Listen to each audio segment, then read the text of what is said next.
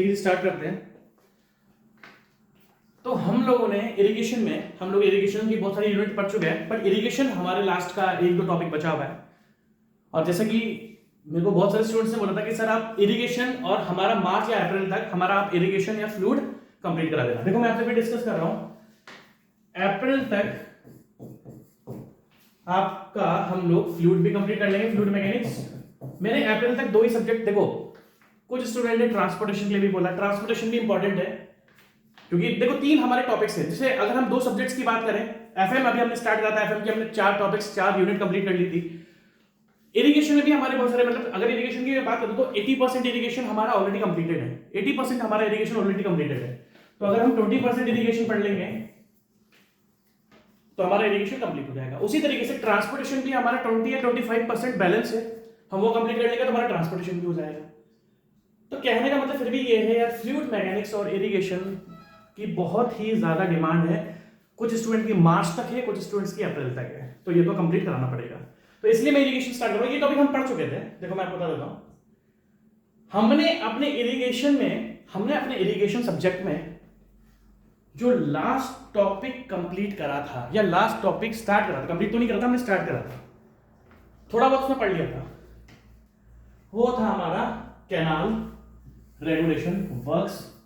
बहुत ही ज्यादा important topic है, बहुत ही ज्यादा इंपॉर्टेंट टॉपिक है फॉर एग्जाम्स में। अरे जिन स्टूडेंट्स के स्टेट में अगर इरिगेशन सब्जेक्ट, जैसे मेरे को उत्तराखंड के बच्चों ने बहुत बोला है कि सर इरिगेशन मस्ट है, तो इरिगेशन तो भाई साहब कराना ही पड़ेगा। अब इरिगेशन, अगर उत्तराखंड के बच्चों के लिए इरिगेशन इंपॉर्टेंट है तो भाई साहब आपका सबसे ज्यादा जो क्वेश्चंस आएंगे वो आएंगे कैनाल रेगुलेशन वर्क से। आपके सबसे ज्यादा जो क्वेश्चंस आने वाले हैं वो आने वाले कैनाल रेगुलेशन वर्क से। अगर हम कैनाल रेगुलेशन वर्क्स की बात करें, मैंने स्टार्ट कर दिया था टॉपिक, हमने कैनाल फॉल स्टार्ट कर दिया था, हमने ज्यादा नहीं पढ़ा था उसमें, कैनाल फॉल हमने स्टार्ट कर दिया था। थोड़ा मैं रिवीजन कराऊंगा क्योंकि बहुत दिन हो गए, इरिगेशन हमने थोड़ा छोड़ दिया था, तो इरिगेशन हम वापस कंटिन्यू कर रहे हैं, तो थोड़ा सा आपको रिवीजन की जरूरत है। कैनाल रेगुलेशन वर्क्स में क्या आता है आपका, देखो कहां से क्वेश्चन आएगा, सबसे पहला क्वेश्चन आएगा कैनाल फॉल से। कैनाल फॉल के बाद जो आपका क्वेश्चन आएगा वो आएगा क्रॉस रेगुलेटर से। क्रॉस रेगुलेटर के बाद किससे क्वेश्चन आएगा, डिस्ट्रीब्यूटरी हेड से। ये टॉपिक्स है। अगर हम कैनाल रेगुलेशन वर्क्स की बात करें तो उसमें बहुत सारे टॉपिक्स हैं, ठीक है, कैनाल, डिस्ट्रीब्यूटरी हेड, रेगुलेटर। उसके बाद सिंक कंट्रोल डिवाइसेस, सबसे important canal escapes and types of escapes. ये जितने भी मैंने आपके रेड सर्कल में हाईलाइट करे हैं ये सारे वो टॉपिक्स हैं कैनाल रेगुलेशन वर्क्स में जिसमें आपके क्वेश्चंस आएंगे। इन टॉपिक से ही आपके क्वेश्चंस आने वाले हैं एग्जाम को, ध्यान रखना, ठीक है। तो हमारा जो फर्स्ट टॉपिक चल रहा था वो चल रहा था हमारा कैनाल, और एक 2 देखो 1 2 3 4 5 सबसे ज्यादा क्वेश्चन इस टॉपिक से आने वाले हैं आपके इरिगेशन में। हम ये स्टार्ट कर चुके हैं, ये कंप्लीट कर दूंगा मैं। अच्छा, बच्चों के मन में डाउट है क्योंकि कुछ बच्चों ने बात भी करी है कि सर एफएम इंपॉर्टेंट है, मतलब इरिगेशन एफएम दोनों इंपॉर्टेंट है। मैं आपसे कह रहा हूं बस मुझे ये टॉपिक कंप्लीट कराने दो, मैं एफएम पर वापस आ जाऊंगा, मेरे को मैं एफएम पर वापस आऊंगा, बस मुझे ये टॉपिक्स कंप्लीट करा दो एक बार। इरिगेशन के टॉपिक्स कंप्लीट कराते हैं हम लोग, एफएम पे वापस आ जाएंगे, ठीक है। तो सबसे पहले हम कैनाल फॉल स्टार्ट कर चुके थे, ठीक है। कैनाल फॉल के स्टार्ट करने से पहले मैं आपसे कुछ चीजें पूछता हूं। क्या मैं आपसे पूछूंगा, ठीक है। अगर हम कैनाल की बातें करें, हमने क्लासिफिकेशन ऑफ कैनाल्स पढ़े थे, हमने क्लासिफिकेशन ऑफ, देखो जब मैंने इरिगेशन स्टार्ट करी थी तो कैनाल, आपको पता है कैनाल क्या होता है, जो एक पॉइंट से दूसरे पॉइंट पर पानी को ट्रांसपोर्ट करता है। भैया अगर हम मोटा मोटा बोले व्हाट इज कैनाल, जो एक पॉइंट से दूसरे पॉइंट पर पानी को ट्रांसपोर्ट करता है, ये हमारा मोटा मोटा कैनाल है, ठीक है। कैनाल की यूसेज भी हमने पढ़े थे, कहां कहां कैनाल यूज होती है, वो हमने सब पढ़ चुके हैं, वो हमारा बेसिक कॉन्सेप्ट था, वो हम पढ़ चुके हैं पहले। अब अगर मैं आपसे बस सिंपल सी टॉपिक पूछूं, मैं आपसे अगर सिंपल सा टॉपिक पूछूं, मेरे को बहुत ध्यान से बताना, अगर मैंने आपसे पूछा, यही स्टार्ट करते हैं, जगह अच्छी है। अगर मैं आपसे पूछूं classification of canal on the basis of discharge, अब देखो ध्यान से देखना, classification of canal on the basis of discharge, कितनी टाइप की कैनाल, देखो डिस्चार्ज का भाई कितना पानी डिस्चार्ज, अगर हम देखें टोटल पानी के बारे में अगर हम लोग डिस्कस करें तो डिस्चार्ज होता है कितना पानी निकल रहा है, एक पॉइंट से दूसरे पॉइंट पर कितना पानी जा रहा है, उसको हम बोलेंगे डिस्चार्ज। क्या बोलेंगे उसको हम? डिस्चार्ज। ठीक है, तो अगर मैं आपसे डिस्कस करूं, हमने कौन कौन सी कैनाल पढ़ी थी? सबसे पहले हमने पढ़ा था मेन कैनाल। देखो प्लीज ध्यान से देखना, आपको अगर देखो हम कैनाल पर स्टार्ट कर चुके थे, बट मैं हल्का सा रिवीजन आपको इसलिए करा रहा हूं क्योंकि आप इरिगेशन हमने कुछ दिनों बाद स्टार्ट करा है, तो आपका हो सकता है इरिगेशन ब्रेक हो गया बीच में, और अगर आप आज इस टॉपिक को भी पढ़ोगे, कहने का मतलब ये कि हमने शायद 1 या 2 लेक्चर इस टॉपिक के स्टार्ट कर देते, अगर आप उनको नहीं पढ़ोगे तो आप ये रिवीजन आपका हो जाएगा, आपको पढ़ने की जरूरत नहीं है उनको। ठीक है, अगर हम बोले मेन कैनाल तो सिंपल सी बात है, जो रिजर्वोयर होता है जहां पर पानी इकट्ठा है, जो रिजर्वोयर होता है जहां पर पानी इकट्ठा है, वहां से सबसे पहले कैनाल जो पानी को ट्रांसपोर्ट करती है उसको हम क्या बोलते हैं? यार ये टॉपिक्स हमने डिस्कस कर लिए थे, इनको मैं ज्यादा भाव नहीं दूंगा, ज्यादा इंपॉर्टेंस नहीं दूंगा। उसके बाद ब्रांच कैनाल, रिजर्वोयर से जो पानी सबसे मेन कैनाल जो सबसे पहले कैनाल मान लेते हैं उसको बोलेंगे मेन कैनाल, उसका नाम क्या बोलेंगे? Branch canal. उसके बाद मेजर डिस्ट्रीब्यूटरी कैनाल, ध्यान से देखना, मेजर डिस्ट्रीब्यूटरी कैनाल, उसके बाद माइनर डिस्ट्रीब्यूटरी कैनाल, और आपका फाइनली पानी खेत में आपका चल गया, फाइनली पानी आपके खेत में चल गया, उसको हमने बोलते हैं वाटर कोर्स और फील्ड चैनल, वाटर कोर्स और फील्ड चैनल। अब आप ध्यान से देखना, अगर मैं कैनाल फॉल को स्टार्ट करूं, अगर मैं कैनाल फॉल को आपके सामने स्टार्ट करूं, तो कैनाल फॉल को अगर हम स्टार्ट करेंगे तो कैसे स्टार्ट करेंगे? हमने ये कैनाल, देखो कैनाल फॉल, ये कैनाल फॉल ऑब्वियसली किसका टॉपिक है? ऑब्वियसली कैनाल का है, तो उसके लिए सबसे पहले आपको कैनाल, देखो मोटा मोटा अगर आपने नहीं भी पढ़ा मैं आपको फिर रिवीजन करता हूं। कैनाल क्या है? जो एक पॉइंट से दूसरे पॉइंट पर पानी को ट्रांसफर करता है, एक जगह पानी इकट्ठा होता है, तो जो सबसे बड़ी कैनाल है वो मेन कैनाल है। फिर मेन कैनाल से जहां पर पानी डिस्ट्रीब्यूट होता है वो ब्रांच कैनाल के थ्रू होता है। ब्रांच कैनाल के थ्रू, ब्रांच कैनाल से जो पानी लेता है वो मेजर डिस्ट्रीब्यूटरी कैनाल है, मेजर डिस्ट्रीब्यूटरी से जो पानी ट्रांसफर होता है वो माइनर डिस्ट्रीब्यूटरी कैनाल, और फाइनली आपके खेत में पहुंच गया। अगर मैं इन सारी कैनाल्स को डिफाइन करूं तो इनको डिफाइन करने का एक बहुत ही अच्छा पैरामीटर है जिसको बोलते हैं डिस्चार्ज। जिसको अब भाई डिस्चार्ज का अगर अमाउंट ऑफ वाटर, कितना पानी ट्रांसफर हो रहा है, कितना पानी ट्रांसपोर्ट हो रहा है, उसको हम डिस्चार्ज बोलते हैं। डिस्चार्ज के फॉर्मूला पे मत जाओ, डिस्चार्ज के फॉर्मूला, डिस्चार्ज की कॉन्सेप्ट आप समझने की पहले कोशिश करो, डिस्चार्ज होता क्या है? सिंपल बात है, कितना अमाउंट ऑफ वॉल्यूम ट्रांसपोर्ट हो रहा है। ठीक है, अगर मैं आपसे सबसे पहले मेन कैनाल, हमने इतने सारी, ये मेन कैनाल कहां से पानी लेता है? रिजर्वोयर से। अगर अब मैं आपसे इतने सारी टॉपिक पूछूं कि आप इन सारी कैनाल को कैसे डिफरेंशिएट करोगे, अगर हम ये पूछें कि ये आप कैसे इनको डिफरेंशिएट करोगे, तो सबसे बढ़िया आपने इरिगेशन में एक टॉपिक पढ़ा होगा क्यूमेक्स। क्यूमेक्स क्या होता है? सबसे पहले आप मुझे क्यूमेक्स बताओ। सिंपल सा है, मीटर क्यूब पर सेकंड। मीटर क्यूब पर सेकंड को हम क्या बोलते हैं? क्यूब। दैट मींस जो डिस्चार्ज की आपकी यूनिट है, जो डिस्चार्ज की आपकी यूनिट है, जो इरिगेशन में जनरली यूज होती है वो क्या होती है? Cumecs. And cumecs equals to metre cube by second. कितने सेकंड में कितना क्यूबिक मीटर पानी आपका ट्रांसपोर्ट हो रहा है, ट्रांसफर हो रहा है ना? अब एक चीज ध्यान से देखना, इन सारी कैनाल्स को प्लीज मेरी बात ध्यान से देखना, आपको बहुत ज्यादा ध्यान से समझने की यहां पर जरूरत है। हमने इतनी सारी कैनाल्स मैंने आपके सामने लिखी, देखो राइटिंग मेरी थोड़ी बेकार है इसलिए मैं ये स्लाइड्स लगाता हूं। Main canal, branch canal, major distributary, minor distributary and water course और फील्ड चैनल। ठीक है, इन सब में अगर हम इनको डिफरेंशिएट करें, अगर हम इन सारी कैनाल्स को डिफरेंशिएट करें तो हम डिफरेंशिएट कर सकते हैं डिस्चार्ज से। हम कैसे डिफरेंशिएट कर सकते हैं? डिस्चार्ज से। प्लीज ध्यान से देखना, अगर मैं आपसे पूछूं जो मेन कैनाल आपकी होती है, अगर मैं आपसे पूछूं जो मेन कैनाल होती है वो कितना पानी डिस्चार्ज करता है? More than 10 cumecs. 10 क्यूमेक्स।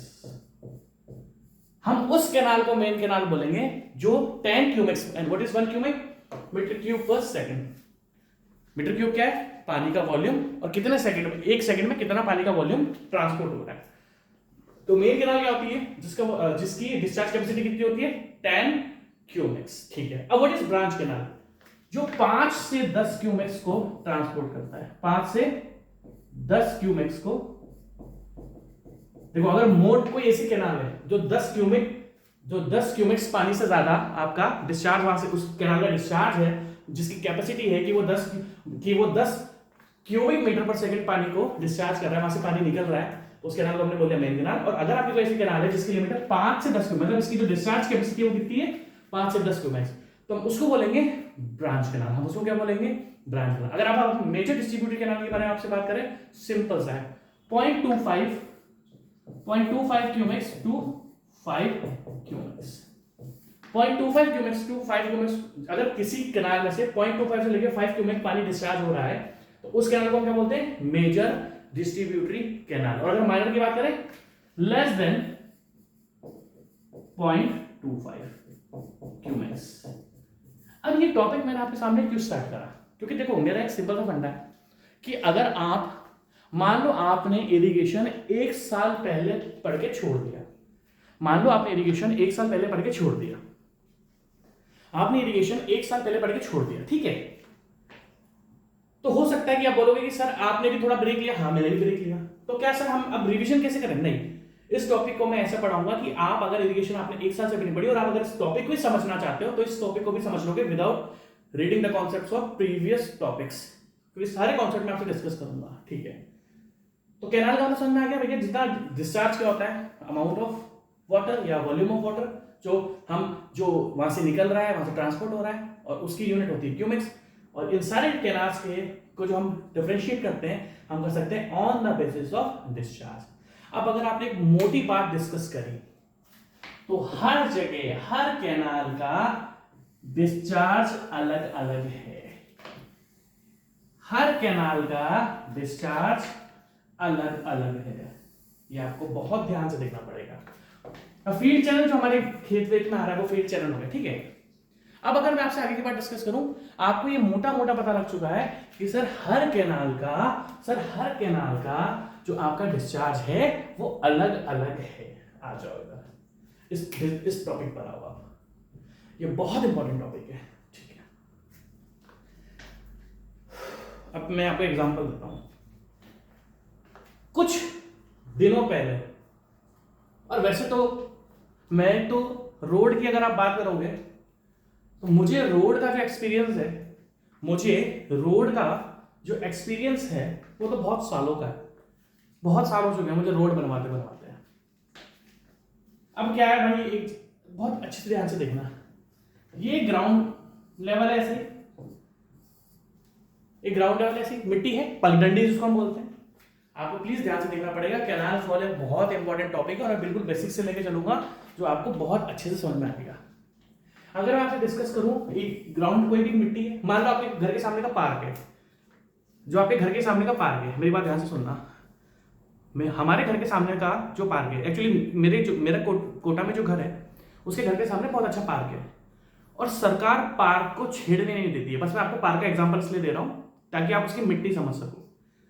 आप किसी भी इंडिया में पार्क को तोड़ नहीं सकते, उसके अंदर कुछ भी नहीं कर सकते, क्योंकि पार्क्स आज इंडिया में इतने घर बन चुके हैं कि पार्क्स की इंपॉर्टेंट बहुत ज्यादा है। तो हम लोग कोई भी पार्क को तोड़ नहीं सकते, बट मैं आपको एग्जांपल दे रहा हूं कि पार्क की मिट्टी आप समझ जाओगे। या ध्यान रखना, आप कोई भी पार्क को डिस्टर्ब नहीं कर सकते हो।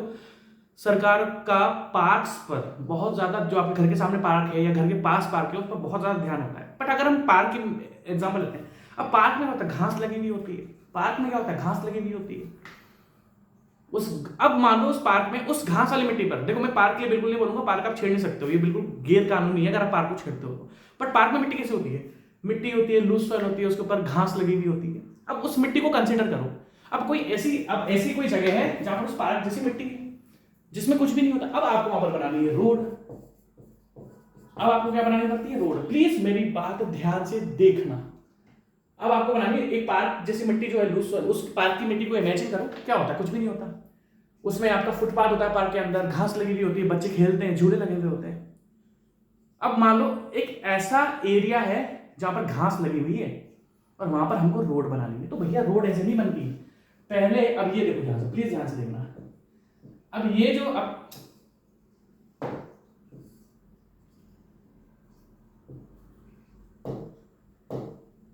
अभी है ना, अब रोड ऐसे थोड़ी बन जाएगी। सबसे पहले इसको एक्सकेवेट करा जाएगा, सबसे पहले इसको एक्सकेवेट करा जाएगा और जो सबसे नीचे वाली लेयर है उसको क्या बोलते हैं, सब ग्रेड। ध्यान से देखना, ध्यान से देखना। इस मिट्टी को पहले एक्सकेवेट करा जाएगा और आपकी मिनिमम 500 mm सब ग्रेड को कॉम्पैक्ट करके इस देखो क्या, इस पूरी मिट्टी को खोदा जाता है। प्लीज ध्यान से देखना, प्लीज ध्यान से देखना। अगर ये ग्राउंड लेवल है, अगर मेरे को यहाँ पर रोड बनानी है तो सबसे पहले मेरे को इस लूज मिट्टी को निकालना पड़ेगा और सबसे पहले मुझे सब ग्रेड प्रिपेयर करनी पड़ेगी। जब सब ग्रेड मान लो ये आपकी सब ग्रेड पेपर, प्लीज ध्यान से देखना है, ये सब ग्रेड मान लो आपकी प्रिपेयर हो। देखो मैं तो बताता हूँ, सबसे पहले क्या होता है कि ग्राउंड में आपको इसकी मिट्टी पूरी काट कर एक्सकेवेट करके लूज मिट्टी निकालनी पड़ेगी और जो सबसे बॉटम लेयर है उसको हम क्या बोलते हैं, सब ग्रेड। प्लीज ध्यान से देखना। सब ग्रेड को फिर हम उसको रोलर चलाते हैं, उसको कॉम्पैक्ट करते हैं। सब ग्रेड के बाद हम क्या करते हैं, सब ग्रेड मान लो आपकी अप्रॉक्स 500 mm की, मतलब 500 mm क्या है कि ये 500 mm की थिकनेस तक आपकी मिट्टी कॉम्पैक्ट होनी चाहिए और इसको हम किससे डिटरमाइन करते हैं, बाय यूजिंग कॉम्पैक्शन फैक्टर। मिट्टी का कॉम्पैक्शन फैक्टर हम निकालते हैं, मिट्टी में कितना कॉम्पैक्शन हुआ है, इतना डिटेल नहीं होगा। सब ग्रेड के ऊपर जीएसबी, जीएसबी के ऊपर डब्ल्यूएमएम, डब्ल्यूएमएम के ऊपर dense bitumen mix DBM, DBM के ऊपर बिटुमिनस कोर्स, डीबीएम के ऊपर क्या होता है, बिटुमिनस कोर्स या बिटुमिनस कारपेट या बिटुमिनस कंक्रीट। तो अगर हम देखेंगे, अब ध्यान से देखना, मेरा ग्राउंड लेवल, प्लीज ध्यान से देखना, मेरा ग्राउंड लेवल मान लो यहां पर था। इस ग्राउंड लेवल अगर कोई ऐसी लूज सी मिट्टी थी जहां पर, जैसे हमने बोला कि पार्क की जो सॉइल होती है लूज होती है, वहां पर आपको रोड बननी थी तो आपको पहले मिट्टी निकालनी पड़ी, सबग्रेड प्रिपेयर करनी पड़ी, सबग्रेड के ऊपर जीएसबी, जीएसबी के ऊपर wait mix magnet, wait mix magnet के ऊपर dense bitumen mix, bituminous mix के ऊपर बिटुमिनस कारपेट, बीसी। अगर जो आप समझना चाहते हो और जो मैं समझाना चाहता हूं, मुद्दा क्या था सर, क्यों इरिगेशन में एक तो इतनी लेट इरिगेशन स्टार्ट करी है, उसके बाद इरिगेशन में आप ट्रांसपोर्टेशन बढ़ा रहे हो। भाई साहब, जब मुझे अब रोड बनानी पड़ी तो मुझे करनी पड़ी बहुत सारी फिलिंग एंड कटिंग, जो कि बहुत ही ज्यादा एक्सपेंसिव होती है।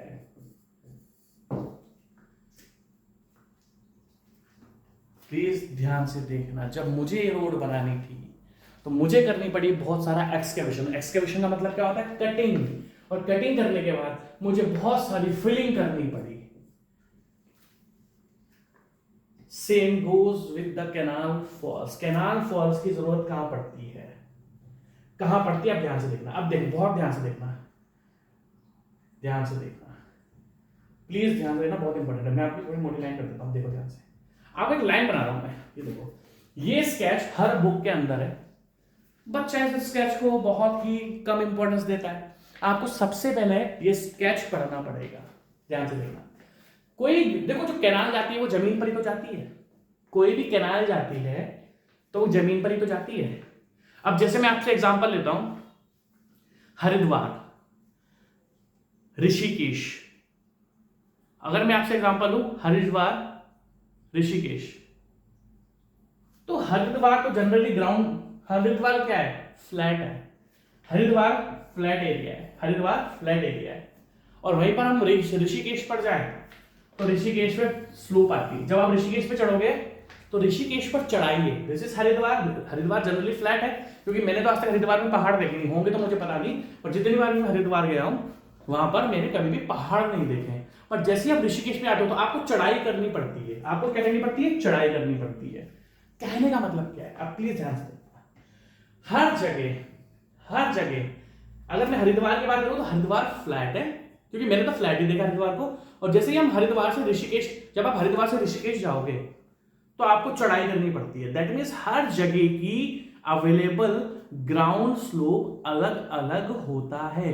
अगर हरिद्वार के मैं ग्राउंड स्लोप की बात करूं तो वो मे बी फ्लैट है, बट अगर मैं ऋषिकेश के ग्राउंड स्लोप की बात करूं तो ऋषिकेश में चढ़ाई करके, पहले आप चढ़ाई करोगे फिर आपको ऋषिकेश मिलता है, फिर ऋषिकेश से भी आगे जाओगे फिर आपको शिवपुरी मिलता है, और शिवपुरी से जब हम आगे गए थे तो फिर हम गए थे केदारनाथ धाम, फिर आपको केदारनाथ धाम मिलता है। गजब ही है, मतलब कभी लाइफ में मौका मिले तो आप केदारनाथ धाम जरूर जाना, बहुत बड़ी जगह है। मतलब मैंने फील जो करा है, मतलब मैं तो देखो अभी वैष्णो देवी जी कभी गया नहीं हूँ, वैष्णो देवी में कभी गया नहीं हूँ, बट मैंने अपनी लाइफ में जो जन्नत फील करा है ना, कि रियली में यार ये तो जन्नत है, वो केदारनाथ धाम है। कभी आपको मौका मिले तो आप केदारनाथ धाम जरूर जाना, बिल्कुल ऐसा लगेगा आपको जन्नत में। मतलब हम सुबह 4 बजे लाइन में लगे थे, ऐसा लगता है यार आप जन्नत में हो, पूरे बर्फ बर्फ मजा आता है, कभी जाना मजा आएगा। ठीक है, टॉपिक पर आते हैं। तो दैट मीन्स हर एक एरिया की जो अवेलेबल ग्राउंड स्लोप है, हर एक एरिया की जो अवेलेबल ग्राउंड स्लोप है भाई साहब वो अलग अलग है। हर एक एरिया की जो अवेलेबल ग्राउंड स्लोप है, अब देखो ध्यान से, जो ब्राउन वाला मैंने बनाया है ना, अब आप ध्यान से देखना। मान लो हम ऋषिकेश में कैनाल बना रहे हैं, ऋषिकेश में ऑलरेडी कैनाल्स होंगे भी सही, ऋषिकेश तो भाई ऊपर से तो पानी आता ही है, प्लीज ध्यान से देखना। अगर मैं आपसे ऋषिकेश के बारे में बात करूं तो ऋषिकेश की जो अवेलेबल ग्राउंड स्लोप होगी ऐसे होगी, अब ध्यान से देखना। बट हमारी मजबूरी ये है, अब मेरी बातें ध्यान से सुनो भाई साहब, मुझे मान लो मेजर डिस्ट्रीब्यूटरी कैनाल बनानी है, मुझे ऋषिकेश में मेजर डिस्ट्रीब्यूटरी कैनाल बनानी है। अब मेजर डिस्ट्रीब्यूटरी कैनाल है भाई on the for the different purposes, हम डिफरेंट कैनाल्स, कितना पानी आपको चाहिए, कितना डिस्चार्ज आपको चाहिए, on the basis of discharge we have differentiate different types of canals. Discharge के ऊपर आपके पास डिफरेंट टाइप ऑफ कैनाल्स हैं। अब आपको मान लो ऋषिकेश में आपको कोई कैनाल बनानी है और उसका डिस्चार्ज इन केस कम है, तो अगर आप देखोगे तो भाई साहब ऋषिकेश की तो स्लोप बहुत ज्यादा है, और स्लोप ज्यादा होगी, और भाई साहब स्लोप ज्यादा होगी तो डिस्चार्ज तो अपने आप बढ़ जाएगा,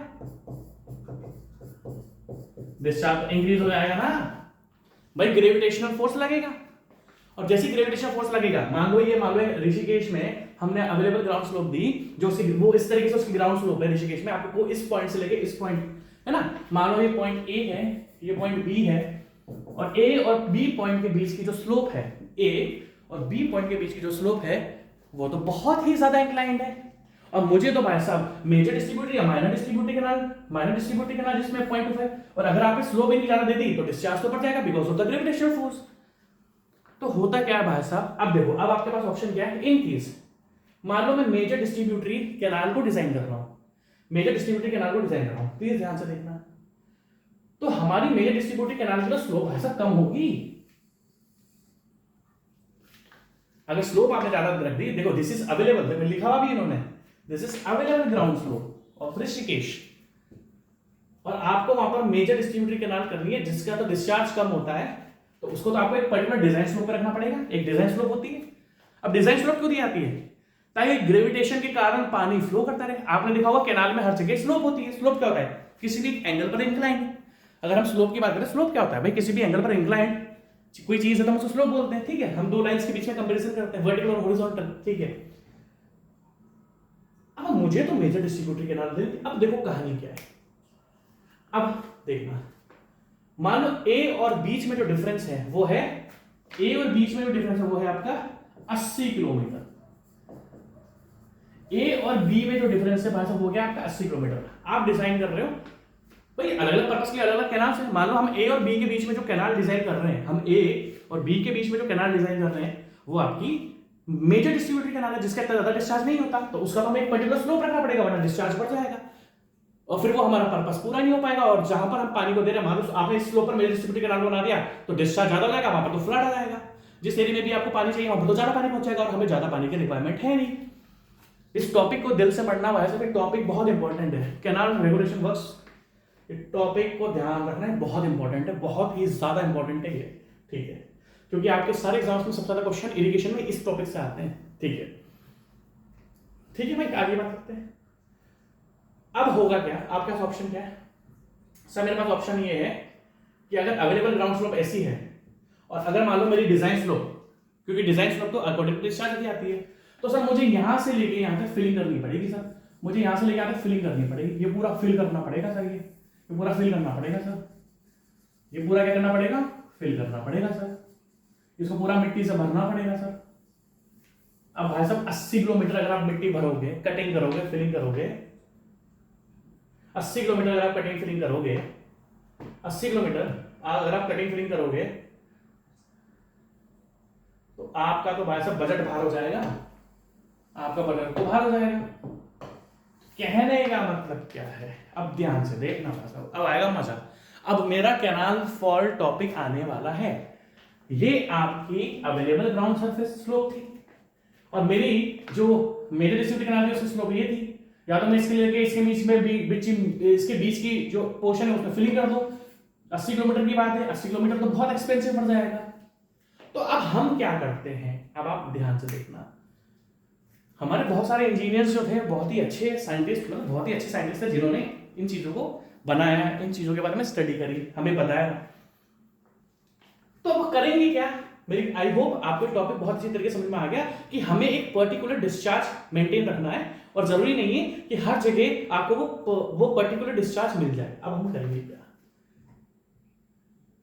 इधर ध्यान से देखना, ध्यान से देखना, मैं आपको फोटो दिखाता हूं, ये देखो, ध्यान से देखना, ध्यान से देखना। अभी कुछ मत देखो ऊपर, अभी आप यहां देखो। अगर आप ध्यान से देखोगे तो अगर मान लो, अब ध्यान से देखना, पानी यहां से आ रहा था, पानी डिस्चार्ज हो रहा था, पानी डिस्चार्ज हो रहा था, देखो पानी डिस्चार्ज हो रहा है, पानी डिस्चार्ज हो रहा है, पानी आपका ट्रेवल कर रहा है, तो पानी नीला जल रहा है, ब्लू है पानी, पानी ठीक है, ये पानी आपका आ रहा था। प्लीज ध्यान से देखना, पानी आपका आ गया। अब मान लो बीच में हमने एक जो स्ट्रक्चर बनाया हुआ है, हमने बीच में ये जो एक स्ट्रक्चर बनाया हुआ है, अगर इस स्ट्रक्चर नहीं होता तो आपका पानी ऐसे, आपका पानी ऐसे ही निकलता, सीधा सीधा सीधा, पानी आपका ऐसे ही निकलता, ध्यान से देखना, पानी आपका सीधा सीधा निकलता।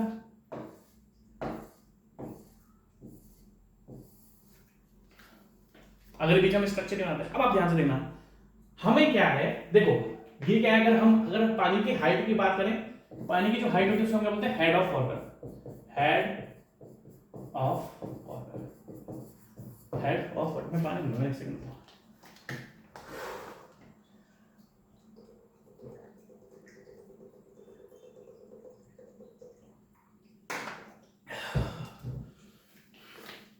ठीक है, अगर हम पानी के हाइट की बात करें तो हम क्या बोलते हैं, हेड ऑफ वाटर। जितना ज्यादा हेड ऑफ वाटर होता है उतना ही ज्यादा डिस्चार्ज होता है, जितना ज्यादा हेड ऑफ वाटर होगा उतना ज्यादा आपका डिस्चार्ज होगा, जितना ज्यादा हेड ऑफ वाटर होगा उतना ज्यादा डिस्चार्ज होगा। अब देखो हमने करा क्या, हमने पानी कुछ इस तरीके से फ्लो हो रहा था और हमने इसके बीच में बना दिया एक स्ट्रक्चर।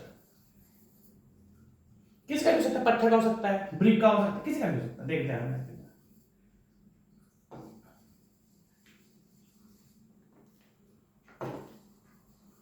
ध्यान से, टॉपिक को समझोगे तो मजा आएगा।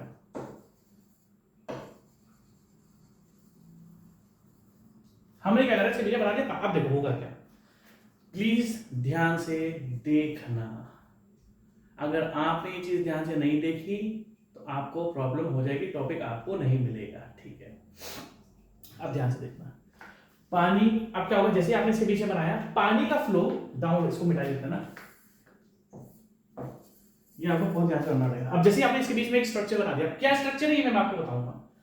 पानी का फ्लो कम हो जाता है और पानी का हेड डिक्रीज हो जाता है। अब देखो ध्यान से, ये पेन का है, जैसे हमने इसके क्या पानी का हेड, अब देखो पानी का जो हेड इतना था, पानी का हेड कम हो जाता है।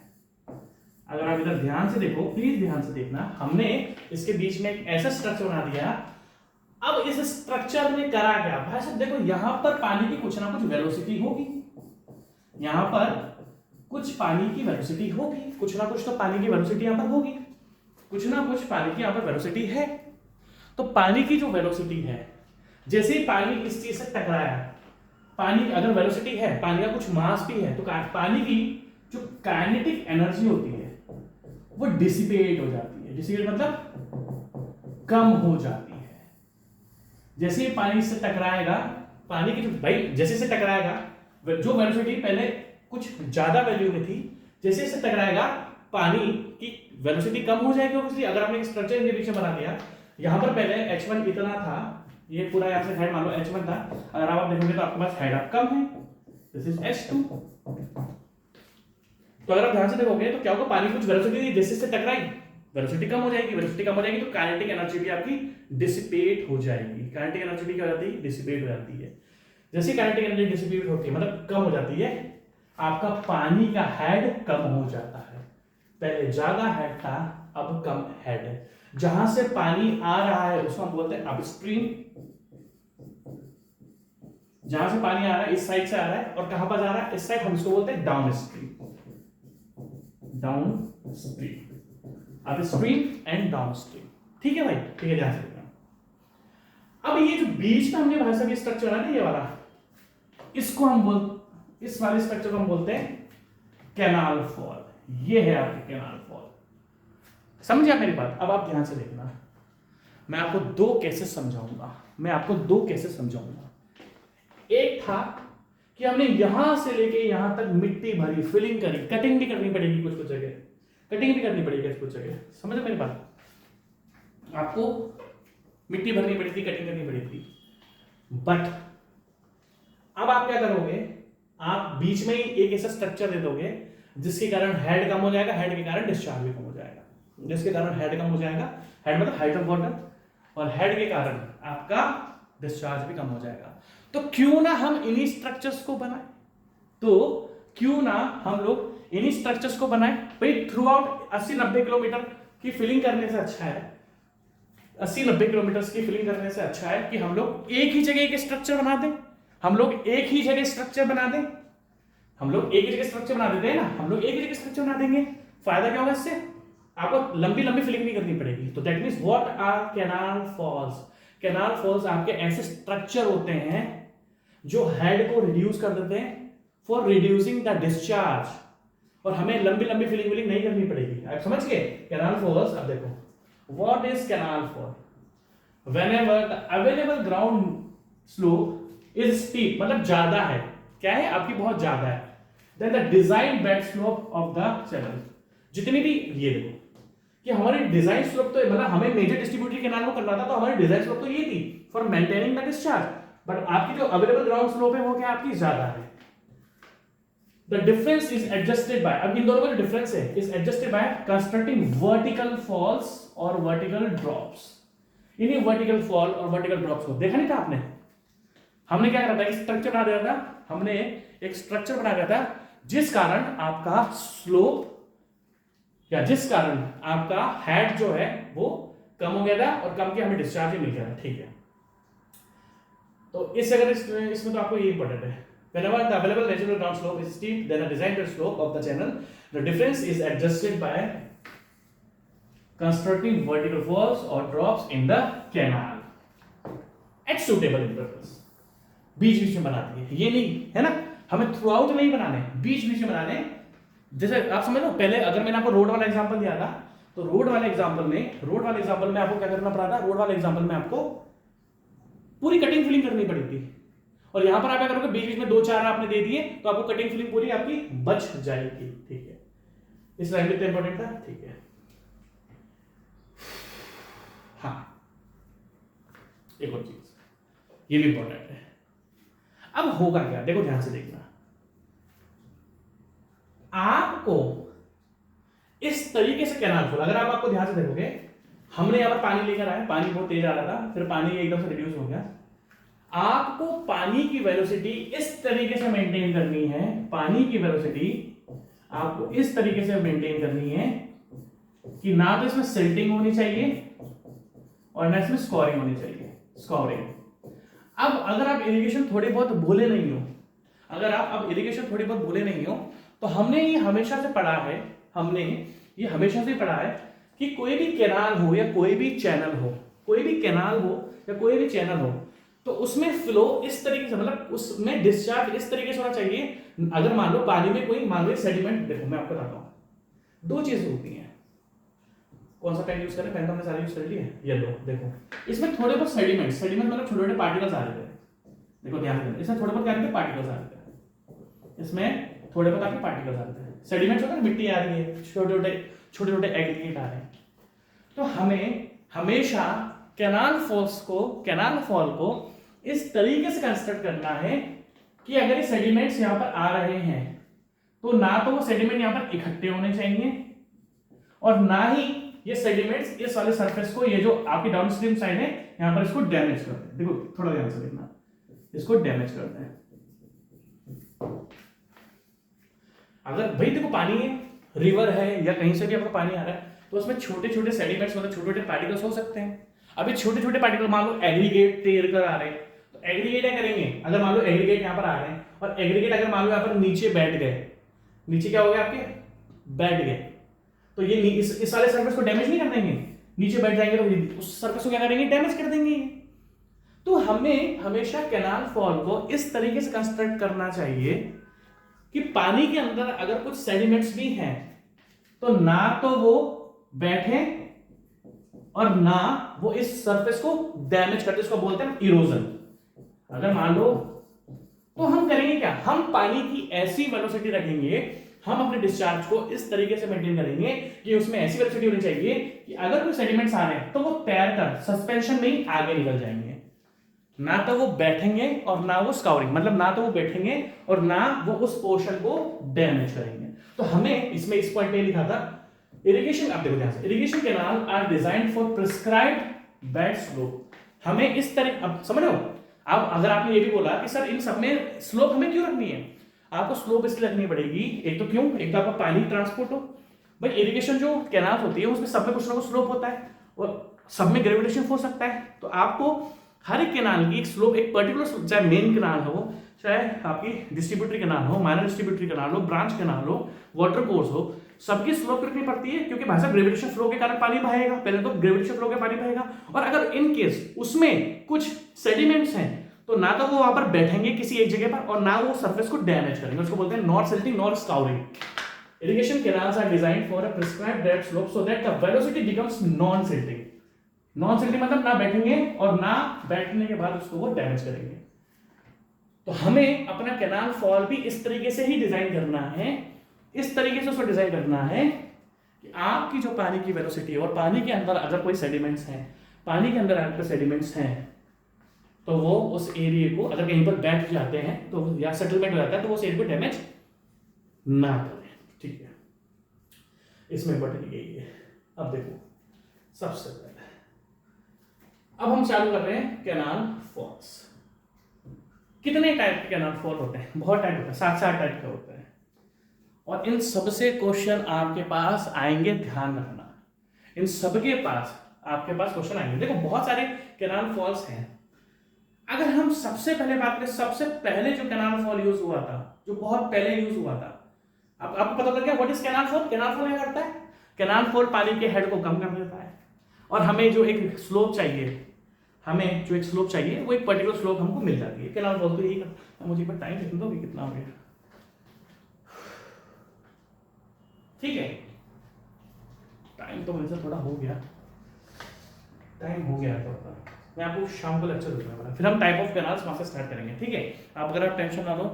अब और मैं आपसे एक चीज बताता हूँ, देखो प्लीज मेरे से, मैं आपसे कुछ बातें डिस्कस करना चाहता हूँ। देखो ऑजी फॉल्स जो है हम उसी टाइम से डिसाइड करेंगे, मेरी बात सुनो।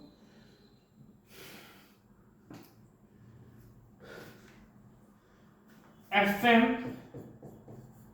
नंबर 1 प्रायोरिटी पे, जिसका स्टूडेंट्स का बहुत प्रेशर आ रहा है।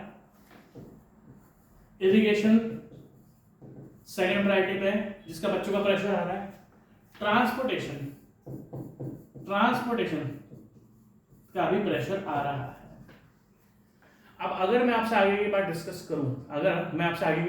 करूं, तो मेरे लिए मोस्ट इंपॉर्टेंट इस टाइम एफएम है। मोस्ट इंपॉर्टेंट मेरे पास क्या है, मेरे लिए मोस्ट इंपॉर्टेंट क्या एफएम है, इरिगेशन का।